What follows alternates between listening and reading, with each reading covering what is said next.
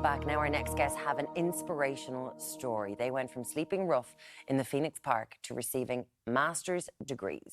Please welcome Jay and Allen Bobinac to tell us all about their inspirational story. Good morning to you both. I heard you on the radio last week and it's an incredible story. Jay, you're from Croatia, moved over to Ireland, obviously now, but you experienced homelessness back in Croatia as well, is that right? I mean, tell us about the little island that you both came from. Yeah, so we grew up on this island, and Alan actually came first. Would you like to share the story, rather?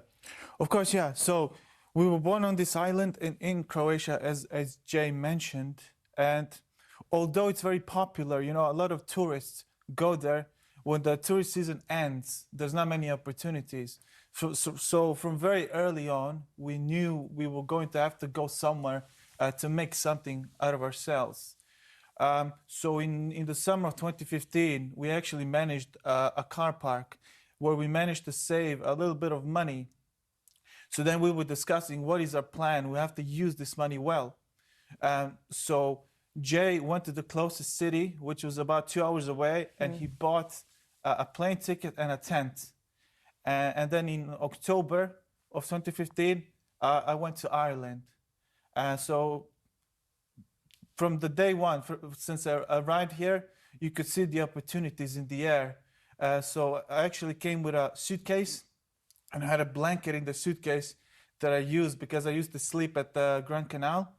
And I would go around and give out my CVs. And it was actually in January of 2016 that I found a day's work with Keelings. And I actually walked back on the motorway. I got picked up by the guards. They gave me a lift to, I believe it was Swords. So you were walking pretty much along the M1. Yeah, because the guards had to pick you up. No money to my name. And I walked back to Dublin from Swords, and I got a check for about 50 euros, which I used to purchase a ticket to get Jay here. So where were you sleeping at the time? You know, when you arrived over to Ireland, did you have any money? Did you have anywhere to stay? What was... Well, very, very minimal. I actually survived on about €1 a day. I would buy different cans of beans, peas, whatever, just to get some food and nutrition. Yeah, so when he texted me one day, I was in Croatia, and it was fall, it was raining, it was sort of miserable. So then he said, you need to, I have a ticket for you. It's from Basel, Switzerland, and you have to get there. So somehow I managed to get the money, managed to make it over there. And the flight was, I was like, I came to Switzerland, no money. So then I was like, perfect. The flight, and there I am, my very first flight ever. And Ryanair, as you know, you need to print off the boarding pass, which I never knew. I never flown before. So I asked a random person to help me out, and luckily he did. So I made it over here. Because you couldn't afford, because I think isn't it a 30, 40 euro charge if you don't print it out, so you couldn't afford that. Can I ask you, what age were you at this stage? What age were you, Jay? So Alan came at 18. 18. And I came 4 months later. I just turned 19. So when you'd bought, like you had this tent, when you were coming over, did you always know you were going to be home, that you wouldn't have a place to stay when you came here? We did, because there was no budget. There was no real budget. So we had to have a leap of faith. But you see, when we came, we slept in Stevens Green, in Phoenix Park, and we had loads of stories. I remember one day waking up, and it can be rough. One person was injecting drugs next to us. Or we were once in Phoenix Park, and a deer woke us up. So it was a sort of... deer woke you up when you were in Phoenix Park? Yeah, yeah. It's a lovely story, you know, it's exciting. I remember seeing auras, we didn't know what it was. So it was a good time. But I think really the exit from us from homelessness was in April of that year. We came aboard of a service in town. It was a big green bus outside Cleary's Clock. And there we met the chairman of Tiglin. It's who we work today with. His name was Aubrey McCarthy. And we got onto the bus. We struck a connection with Aubrey, who ended up helping us out loads. He got onto his managers. He said, you have to help these guys.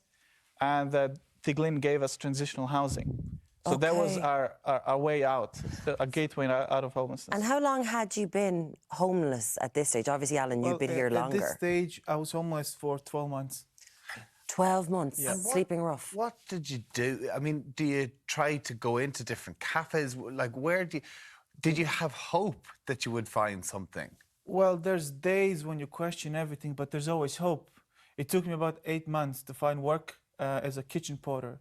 So I would work, save money, and at the end of the day, go to a super and have some food, go to the park, and do it all over I again. think interesting about super runs is I'm so lucky, I'm so happy that they were there. I don't think I've ever eaten better in my life than when we were homeless on the streets.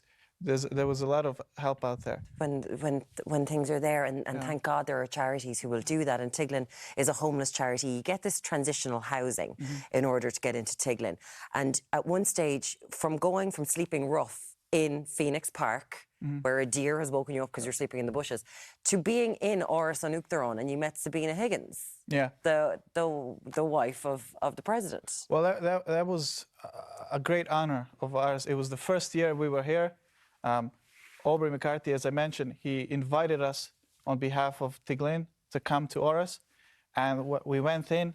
We had a great time. We were very welcome. I felt happy to say to Sabina and the president where we were at, and they were very encouraging to us.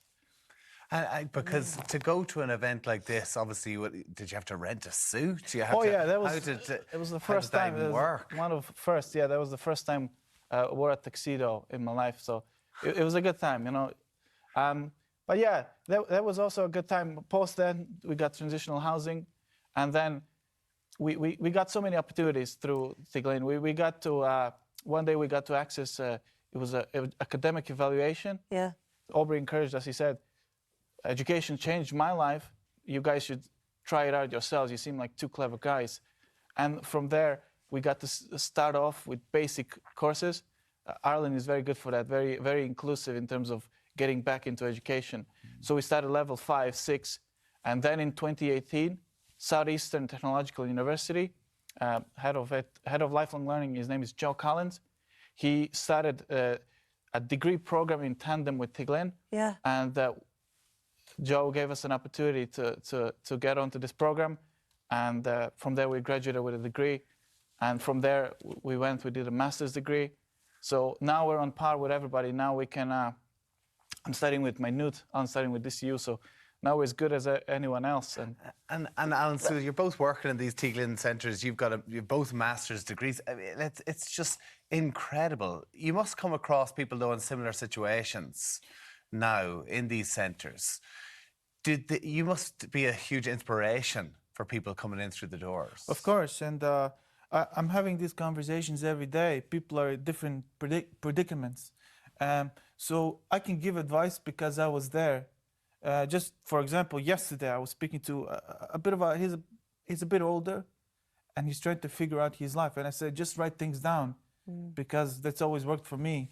Because when you have something on paper, it's always staring at you. So it's do you very sometimes practical. look back on those notes? Do you still have them? I keep a journal, yeah. So sometimes, but it's always good to reflect, and to be appreciative, because if there wasn't for Tiglin, Aubrey McCarthy, Phil Thompson, Joe Collins, I don't know where we would be today. So thanks to everyone. Yeah, so we do plenty. And I think Tiglin, we do rehabilitation, support with education, employment, transitional housing. So there's laws. And now there's this new initiative with Southeastern Technological University, which is Higher Education Authority gave 800,000 euros to be spent for people in Tiglin's care to access third-level education, just like us. So we're very happy with that. I think people that are in our care really, if you were to look at the chart of the society, they're the marginalized ones, the ones that poverty, vulnerability, lack of opportunity. So this will really target those that really badly need it. And it's amazing that you are giving back, working in Tiglin centres in both Pearse Street in Dublin and in Naas as well.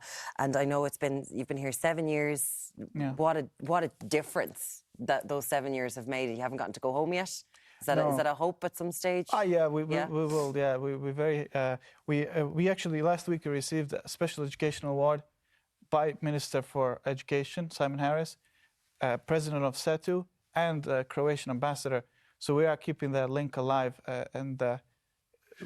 Guys, you're It's phenomenal. It's just unbelievable. incredible. And we hear about the amount of people in emergency accommodation in Ireland at the moment. And we see two guys who've been there, been through that, and sleeping rough in Phoenix Park, and some of the things you would have seen over the years. And to just be on here and speak so eloquently about the education and the difference, the opportunities here in Ireland. Well, so we're very happy to be here. And we just want to say, we meet people, we just never give up on yourself. I think there is help for everyone. You just have to get in touch with us. We will point you in the right direction at least. If I may, if I have just a few seconds, we actually have our annual sleep out on the 13th of January. So if anyone's interested, you can go to our website, tiglin.ie, and every euro donated by anyone will be matched by a Salesforce. So if you donate 50 euros, they'll donate 50 euros. Tiglin, and it all goes fair play. Listen, Alan, Jay, Bobinac, it's a pleasure to talk to you both so this much. morning. Happy Christmas. Merry Christmas to you both. Thanks so much.